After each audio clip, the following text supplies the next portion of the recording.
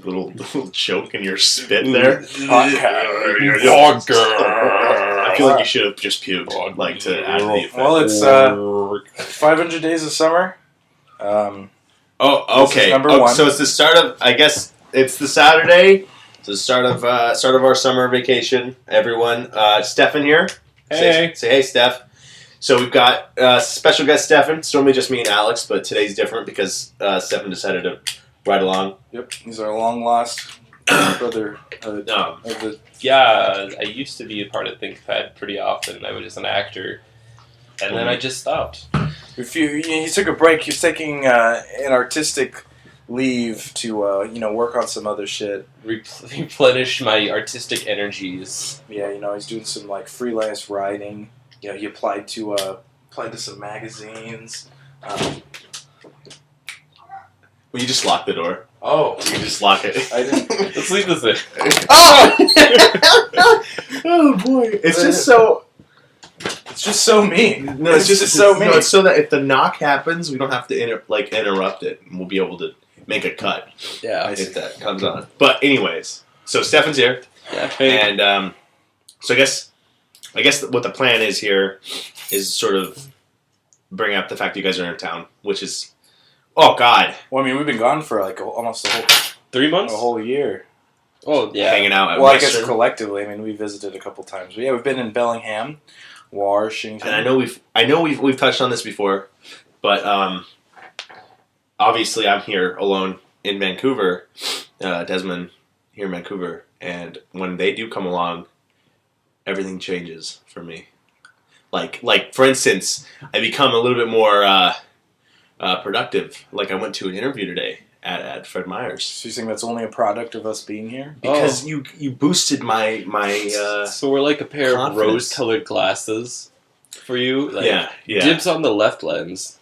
Okay, that's exactly what it is. I'm a contact lens. Although Russ, the man. I'm a contact.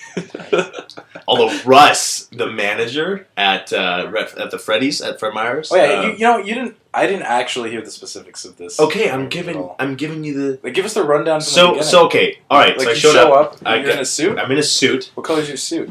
Well, it's a black suit. What color is your tie? It's a Was that it? sort of blue with navy? checkered stripe, like it's navy blue. I don't know. It's a Stafford. Are those tie. Space Invaders under there? That is my Loot Crate tie with the Space Invaders on it. The skinny tie. Did you wear that to the interview? No. Why would I wear the fucking skinny tie in a suit? Skinny ties don't go with suits. They go with like shitty little hipster vests. So you could have wore like the Space Invader one to like say, "Hey, I'm fun and hip." See, that's not. They look at that and they go, "Does your tie?"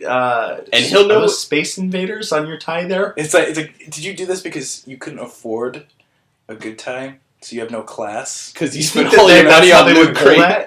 I feel like a fucking Space Invader tie is going to cost more than a real tie. It's all about status. But I feel like if he recognized what Space Invaders was, he might like think that's kind of funny, and if not, you just assume it's like a geometric design. Okay. Anyway. So, well, first of all, my impression that I left on Russ, I think he's a sales manager, and then Angie, which was HR rep. The impression I left on them was fantastic. I mean, I made him laugh. I don't know. What'd they ask you?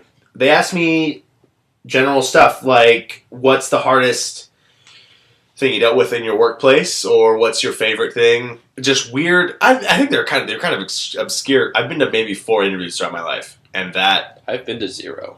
And well, the questions that they asked me were a little bit strange. They were honestly, they were really, really broad. And the only thing that I could do when they asked the questions was go back to my workplace like my work experience in Red Lion, because that is all I have. They asked me questions about workplace settings, right? But the thing is that their workplace settings is customer service oriented, right? I'm in a restaurant, so we don't deal with customers. We just make the food for them, and so we don't have any interaction with them. So they were trying to ask me questions sort of like, how would I deal with someone in customer service, and Did they know? They know what you did before, right? You told them. Yeah. I told them a bit. I said, that even though I work in the restaurant, there have been moments where I've been maybe wandering around the hotel and I've been asked to carry somebody's bag. So I have dealt with customers. I've gotten tips from customers. I told them that. But otherwise, I wasn't really able to answer the question like really well.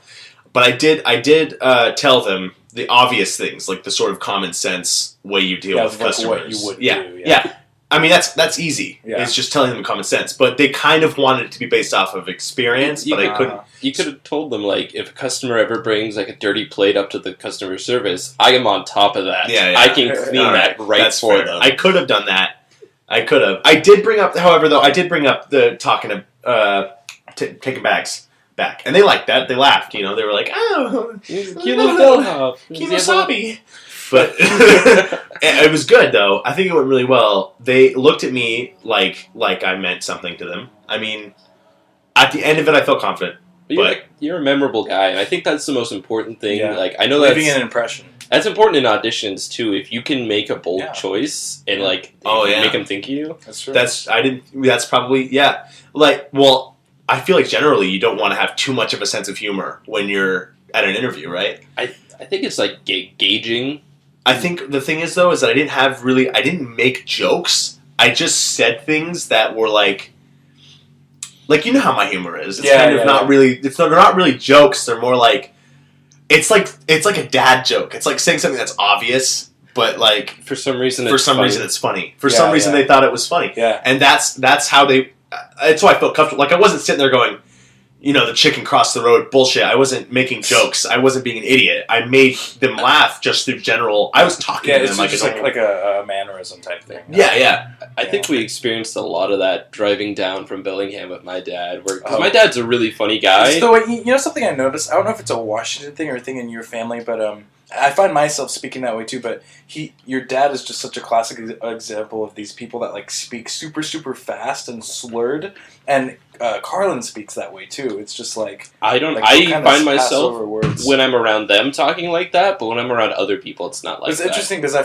find you to be quite a bit of a contrast. You're a bit more like slow and like in like a thoughtful kind of way, or like in an intentional way. Well, I also think my dad's brain fires on like way more cylinders than mine all the time. Mm-hmm. He's constantly thinking. Yeah, and I can see it too. He's like I've never even seen your dynamic with your father. I don't even know. I think you halfway did when we were loading all that stuff to go up. Yeah. Oh, I didn't think about that. That was your dynamic. So for the listeners, way back in September. Me and Alex loaded all our stuff up into my grandma's car, and my dad drove us up. And at the very end of the school year, we loaded some stuff into the car, and my dad drove us back down from college. So it was like a nice bookend, really. But it was the way you were talking to him when you were loading stuff up. I remember there was something high up. I think it was the storage thing for the top of the car. Oh yeah, it was high in the shelves, and Stefan was instructed to get the damn thing from the top, and Stefan was like, what do I, and then his dad just got immediately like, just get the fucking thing from up on that, just get the, like, what the fuck, like, he was acting like a dad, like, he's just, this is so obvious and concrete, why are you just getting it right away? I think it's funny that you, like, describe my dad like that, because I rarely have those kind of, like, experiences with him. Well, that's why I figured. I didn't feel like that was exactly how your dynamic is. That was like a very uncommon thing. It was also like midnight, and we waited so late to load it. We stayed up all night loading stuff into that car. Yeah, we did not plan that out well. I didn't. Your grandma's just standing on the side.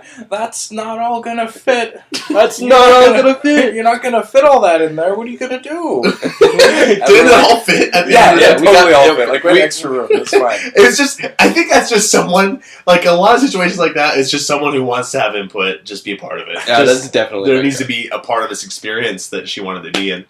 Which is grandma-like. It's very grandma-like. So are there situations like that in the workplace as, like, a working man? Do you think that's going to come up again, like, at Fred Meyer's if you work there? With what? You're, like, stocking the shelves, like, your manager comes, the fuck? This is just that? You just put that? That's happened! What are you guys talking? I thought I'm going to... seriously. My boss at Red Lion is just insane with things like... most of the time it was in the first couple of weeks when I was working there. It was stuff like that. Because at the first couple of weeks, they're like, fucking noob, you fucking newbie. Everything you do is stupid because you don't really know what you're doing yet, And so the managers, I had two bosses at the time. I had a sous chef, and then I had a head chef, and that was Steve and Miguel. Oh, I thought that was the last name, sous chef, and then you said head chef, and I realized that's just the title. Miguel was this hard ass, like, he was a Hispanic fellow. Crap. He was hard. Holy shit. He was angry about every single move I made. Just for no reason, he would be angry. And he was the first person that I dealt with that reminded me sort of my dad in terms of doing something wrong, and then his reaction, like he's just immediately on the ball, didn't think twice, was just like, "You don't do that, you stupid! That's not what you do. You don't. It's not what you do. Put the thing back. Go over there. I will take care of it from here. You don't need to be look." I will tell you later what to do here. Right now, I just need you to stop because I'm so irritated that you did it wrong the first time around. Did I ever tell you? My dad worked at the Red Lion when he was like your age. You did tell me, yeah. In fact, he told me that. He hauled the beer crates around back in like the, I want to say 80s when it was perfectly legal for minors to haul around alcohol. And he was telling me this at dinner, and I need you to confirm this. There's lots of cockroaches at the Red Lion. Are there cockroaches? At the one at the Key? I think just any Red Lion. He's insisted that all restaurants... I've never dealt with a cockroach. I know there were mice for like a month. Supposedly, every restaurant, every hotel has cockroaches because they come in on the lettuce. So watch out for your lettuce because apparently it's just like a cockroach transport. Dude, sometimes fucking room service employees will bring back to the dish pit, they'll bring back plates that just have, like, anthills of ants on them. Because, for some reason, like, hotel rooms, the people will leave, and overnight, ants will just come in. Well, I figured the people brought the ants with them themselves. So they kind of, like, dump out their ant farm. It's like in jars. No, this happens, like, within a month span. It will just happen, like, every day. So a little bit of a delay. We're just getting some mic leveling issues out to give you, the viewer, the best quality. The viewer, the listener. The viewer. It's still a YouTube video. Yeah, it's going to have a screenshot that they're going to stare at for 10 minutes. Yeah, that's the... You're viewing our screenshot, and I love it that you're just so into this. It's the best part of the whole thing is just going to be is what we put together. The art, yeah. That's my favorite part about the podcast that I've watched. It was fun. Because it just is like I think we have a little big planet in space. Yeah, thing. I thought that was cool. No, yeah, you took it from that movie that Stefan cried. Interstellar? Oh yeah, that movie made me cry a lot. Dude, Stefan just like violently cried at the end of it. When he was reunited so much of that movie. When he reunited with his daughter, dude, it was so emotional. She reminded me of my grandma so much, and I just broke down. I cried in front of like Dylan, Did you Alex, not and cry, Johnny. Alex? Did you not cry? I teared up on a couple, like on the parts where he was listening to. That made me tear to his daughter. Those are the parts that really hit me. It just made me think of my dad a lot, and I was just like, dude, this is messed up. I think that's what hits a lot of people, but for me, it was definitely like the reunited point where he saw her in like that vulnerable state. Yeah.